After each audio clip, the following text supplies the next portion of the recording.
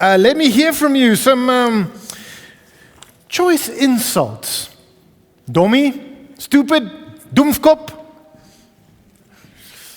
That anybody got some choice insults for me? Any others? Ja, Afrikaans is nou lekker as onnosel. That's a harsh one. Any others in English? Manti? Sê hard. Of Afrikaans? It must just be able to be said in a church, asseblief. Vertraag. Okay, yes, that one is hit sometimes. Ja, gooi.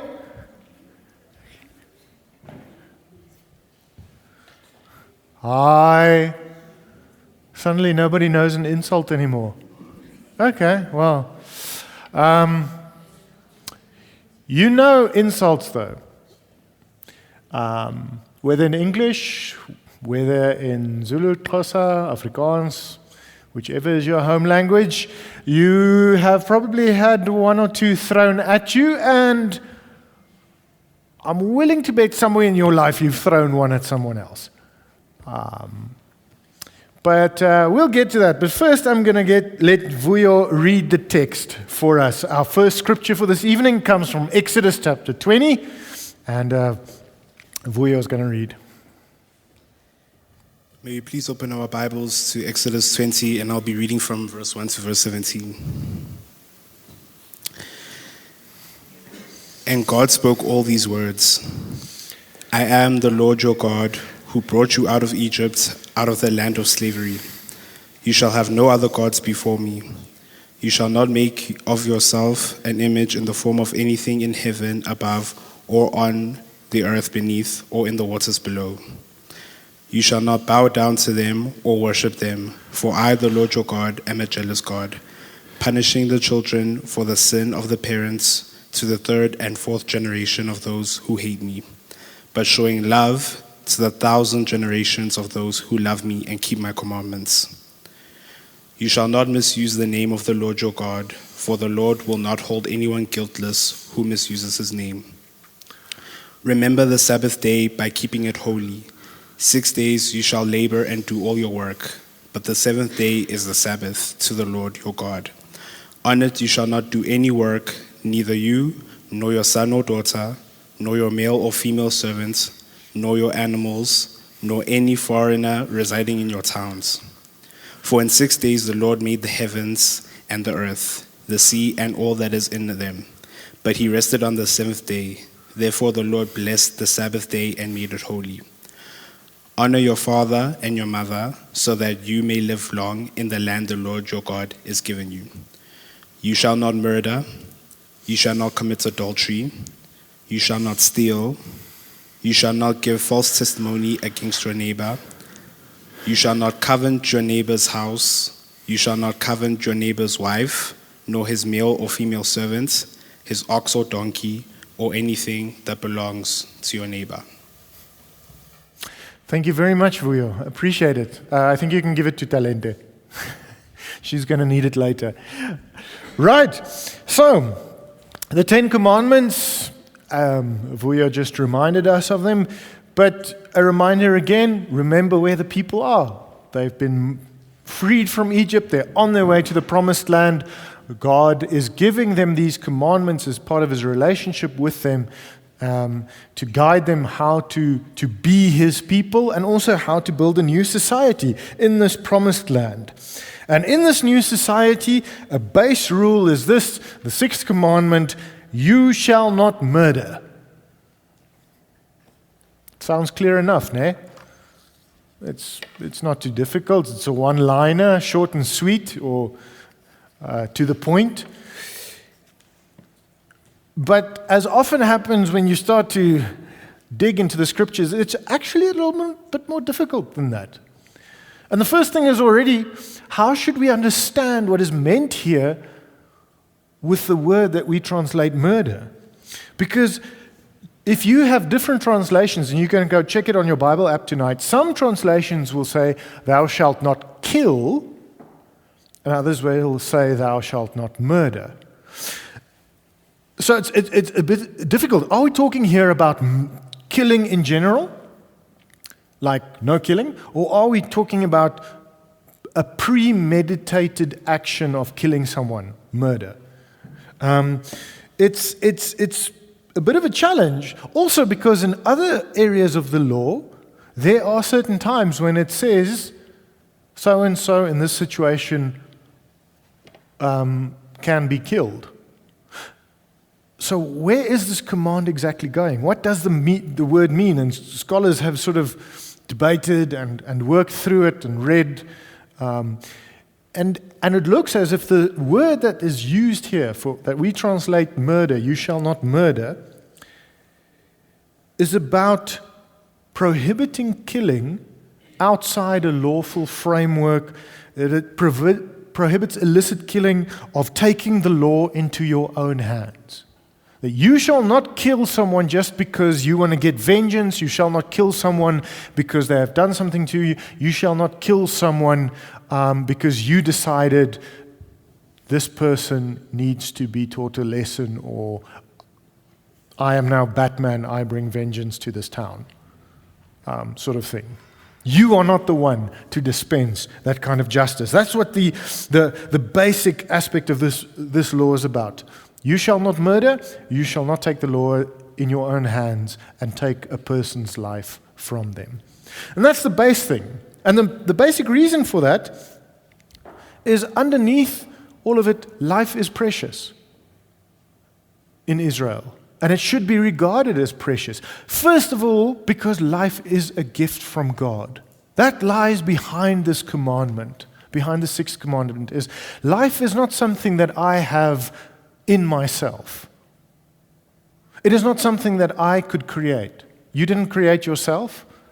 You didn't make yourself alive. You being here and breathing, that's why at the beginning I also spoke about, the breathing, is a gift. Life is a gift from God. And that gift should be respected in all people.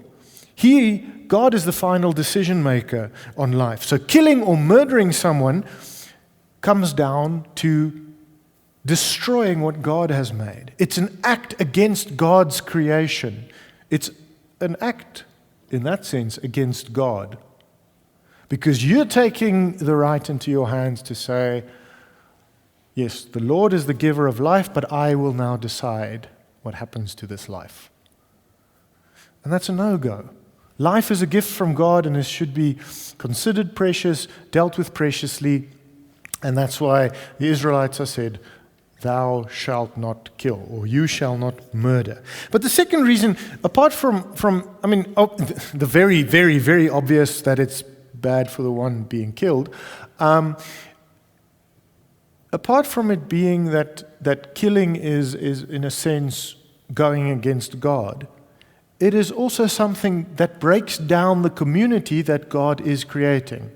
Remember, as I've stated many times, the Ten Commandments and the law that God is giving is so that He can guide Israel to become a healthy and a beautiful community when they reach the Promised Land, a community that is there to experience life.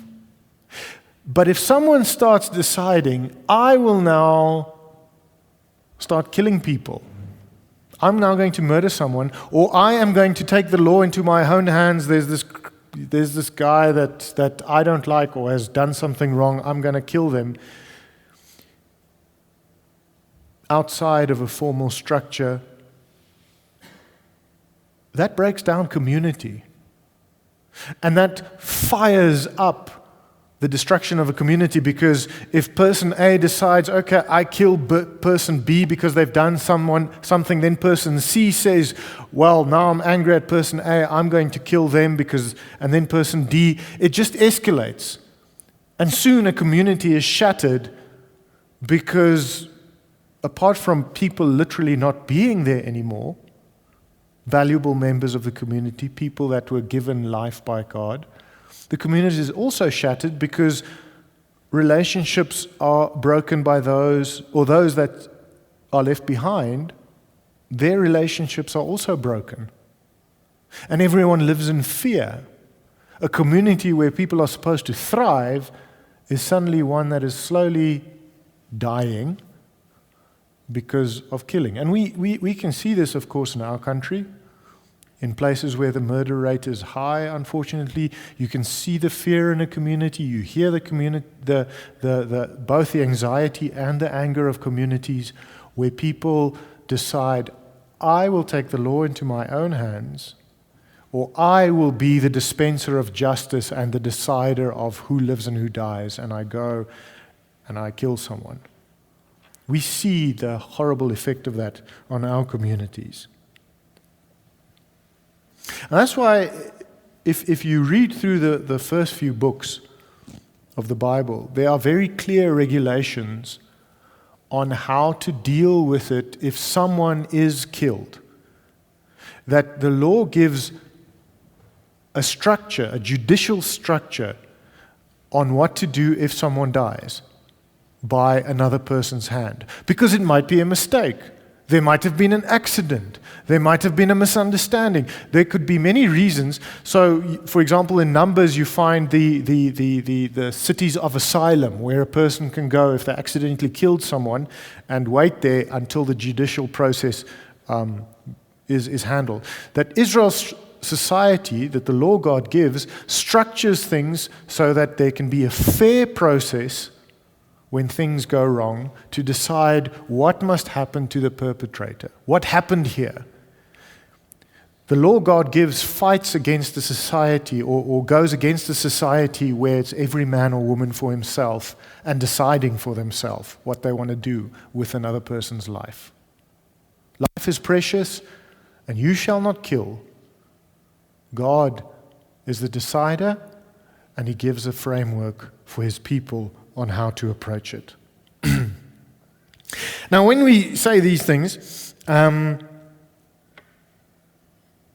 we may want to pat ourselves on the back at this point, and say, well, at least I've kept this command. Some of the others I've not been so good at, but at least I've kept this command.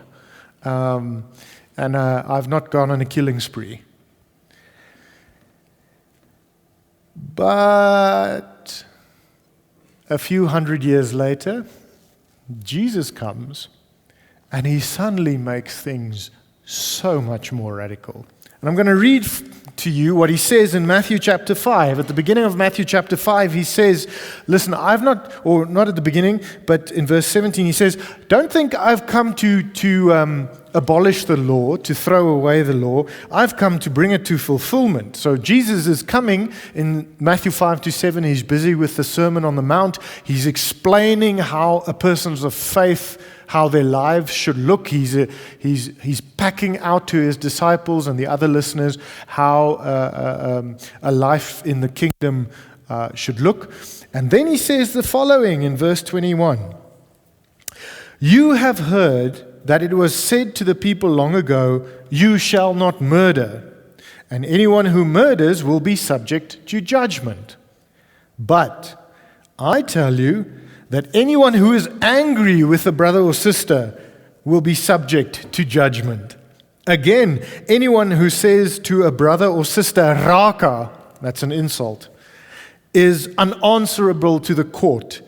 And anyone who says, you fool, will be in danger of the fire of hell. Suddenly the situation changes a bit. And you and I, and Jesus doesn't mince His words, are suddenly forced to realize that thou shalt not kill is not just about physically spilling blood, but also what is happening in my heart towards people, in my thoughts, inside me. That not killing is not just about gunning a person down, but it is also about what I say, how I interact, the way I treat other people. And Jesus makes it very clear in these few verses, a hateful heart, and the heart was also understood as the place where your thoughts are, your mind. A hateful heart and hurtful interactions are also transgressions of the Sixth Commandment. And actually, on the one hand, this is not entirely new. The people should have known it because already back in Leviticus 19, God says, don't hate your brother in your heart. But Jesus linking it now to the Sixth Commandment makes it very clear. What you think, what you feel, what is going on in your mind about someone can become a form of murder. That's a scary thought. In itself, but also because we know that your thoughts can lead to physical action.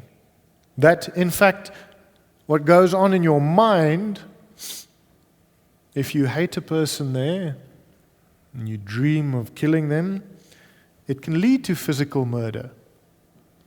If the things ferment inside of me and grow rotten, and in the end they come out in actions. Proverbs 4 verse 23 says, above all else, guard your heart, for everything you do flows from it. A mind that is focused on hate, that is focused on vengeance, that is focused on wrath to other persons may sometime lead to action.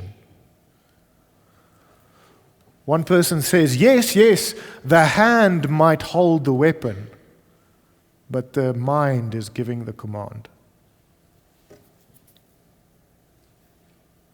And then I am forced to think about what is moving about in here. What is taking up space in my head? How am I thinking about the people that I've come across in my life? And it's not just what I hold in my heart, but Jesus goes further and he talks about how you talk to other people, how you treat them.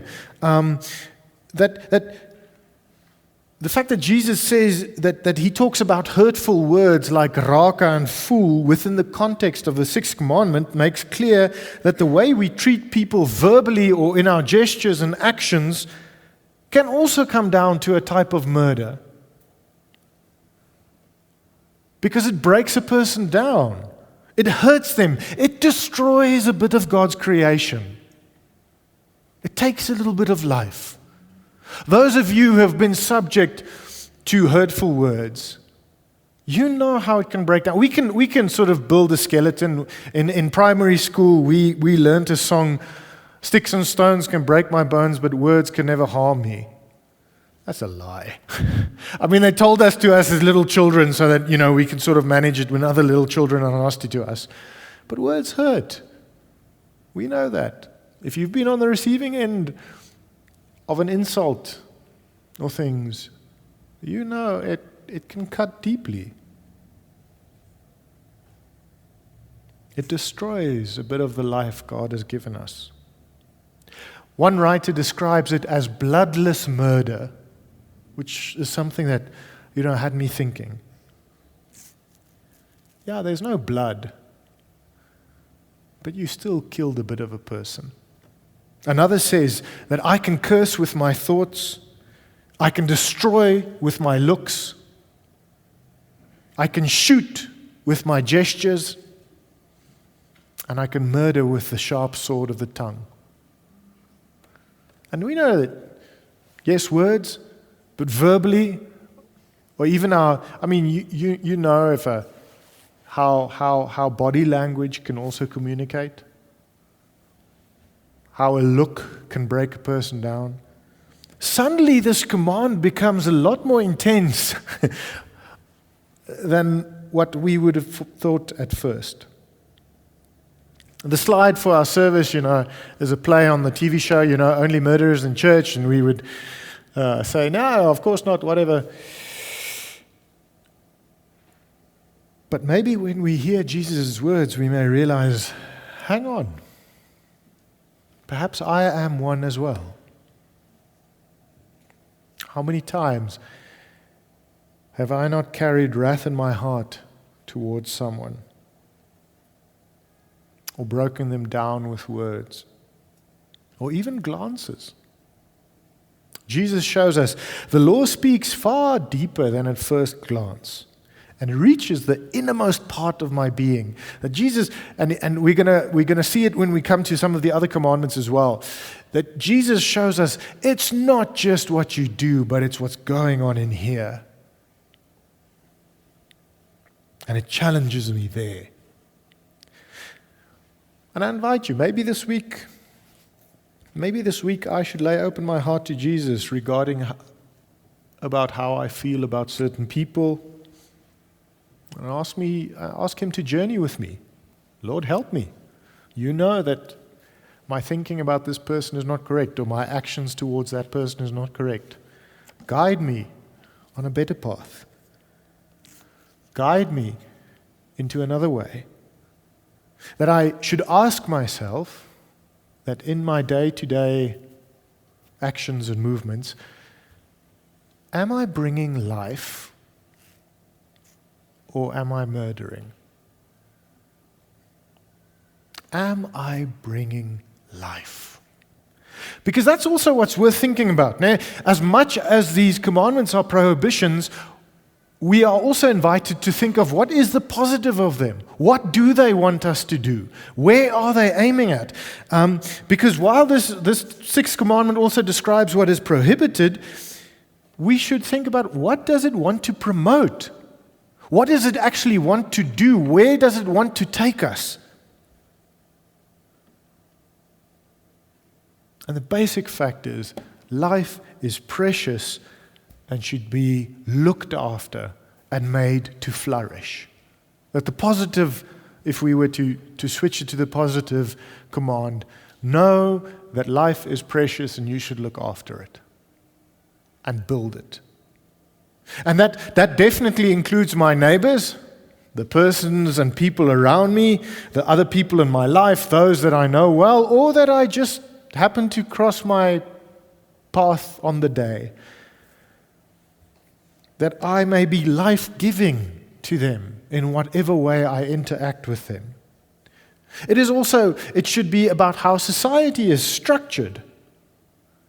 Can society be life-giving and enriching to other people? But then, guys, also my own life. My life, your life, is a gift from God.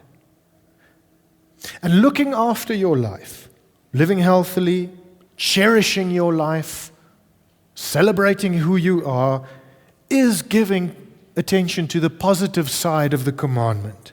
Growing as a person and as growing in faith, discovering how I can use my gifts for God and His kingdom, how I can serve the Lord and others, and enjoying the goodness and beauty of existence and creation around me that God has given me. That is also respecting what God has implied through this commandment. That God has given you life as a gift, and you are there to let it flourish. To say, Lord, thank you for this gift, and this is how I will use it. That you may also celebrate yourself because God gave you life.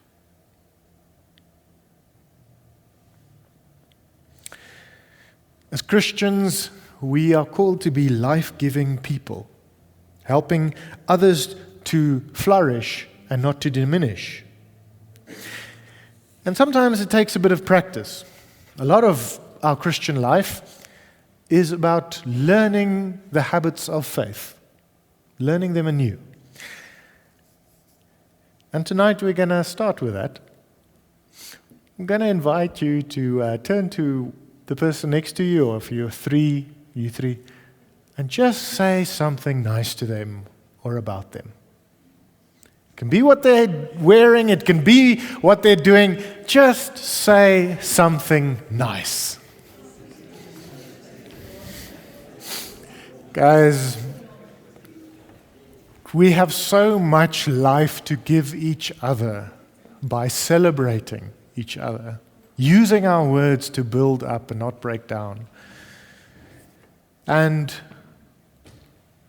while we may also even take that metaphorically, I think now of an opportunity where it was literal, of words saving a life. My colleague in my previous congregation told me as we drove past one house one day when we were driving through the area.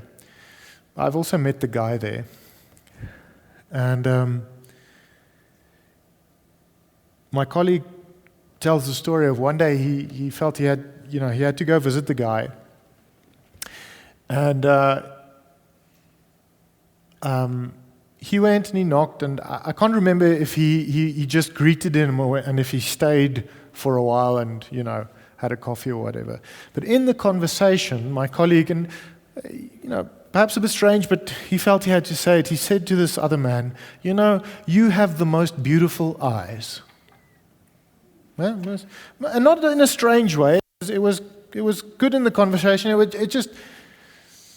And my colleague leaves, and so a while later, if I remember the story correctly, I don't know how much later, but this man phones my colleague. He says, I just want to thank you for those words that day. I was contemplating suicide, but your words just helped me on that day, just to get over. It's a little thing, but it's beautiful.